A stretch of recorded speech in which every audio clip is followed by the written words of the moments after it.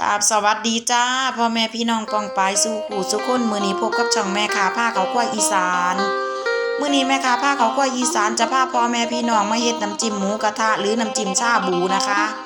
ไปดูขั้นตอนการทำกันได้เลยนะคะ วันนี้แม่ค้าจะใช้เป็นพริก3ขีดกระเทียม3ขีดส่วนเครื่องปรุงเราก็ไม่มีอะไรเยอะแยะนะคะ ก็จะมีน้ำกระเทียมดองแล้วก็น้ำตาลทรายขาว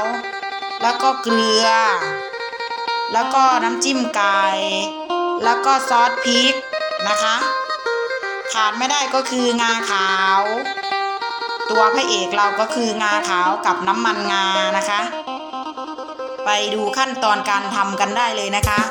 ส่วนวันนี้แม่ค้าทำเป็นหม้อเล็กแม่ค้าไม่ได้ตวงนะคะว่าใส่ซอสพริกเท่าไหร่น้ำจิ้มไก่เท่าไหร่แต่สูตรนี้อร่อยแน่นอนนะคะไปดูกันเลยจ้า